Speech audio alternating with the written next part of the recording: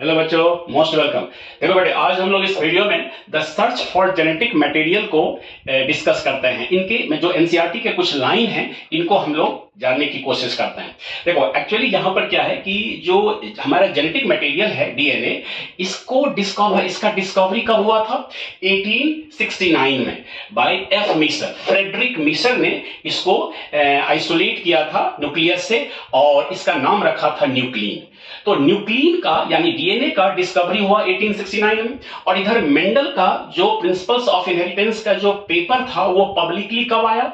1865 में। तो एनसीईआरटी लिखता है कि मेंडल का जो प्रिंसिपल्स ऑफ इनहेरिटेंस है और डीएनए का जो डिस्कवरी है ये ऑलमोस्ट सेम टाइम पर हुआ था। लेकिन अब इसी डीएनए को as a genetic material establish होने में काफी लंबा टाइम लगा। जानते हो कितना टाइम लगा? 75 इयर्स अप्रॉक्स। और ये बात 1944 में आकर के एवरी, मैकली और मैकार्टी ने अपने एक्सपेरिमेंट से फाइनली कंफर्म किया था कि yes, DNA is the genetic material.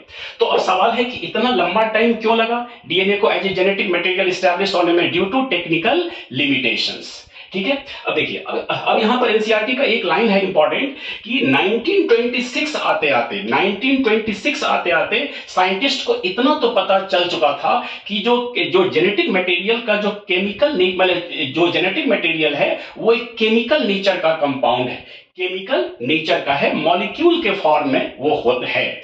इतना पता चल चुका था। देखो, एनसीईआरटी का लाइन है कि by 1926 the quest to determine the mechanism of genetic inheritance had reached the molecular level. यानी कुछ मॉलिक्यूल है, केमिकल मॉलिक्यूल है जो जेनेटिक मटेरियल का काम करता है।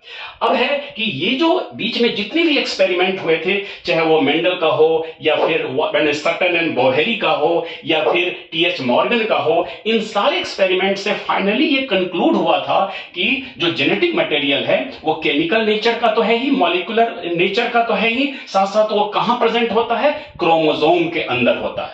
और क्रोमोसोम कहां प्रेजेंट होता है? न्यूक्लियस के अंदर होता है। इतनी बातें लोगों को पता चल चुका था। लेकिन अब सवाल है कि वो जो केमिकल है जो क्रोमोसोम में है, वो केमिकल जेनेटिक मटेरियल का जो केमिकल नेचर है वो क्या है? वो प्रोटीन है कि आरएनए है कि डीएनए है? क्योंकि क्रोमोसोम में तो हर टाइप के केमिकल मॉलिक्यूल्स हैं, तो उनमें से डीएनए ही जेनेटिक मटेरियल है। इस बात को फाइनली ये एवरी, मैकलियोड एंड मैकार्टी ने अपने एक्सपेरिमेंट से प्रूव किया। इस बीच में जो ट्रांसफॉर्मिंग प्रिंसिपल है, इस पर भी डॉक्टर ग्रिफिथ का एक्सपेरिमेंट भी आया। ये सारे एक्सपेरिमेंट हम लोग नेक्स्ट वीडियो में पढ़ेंगे। ठीक है, तो आज इतना ही। और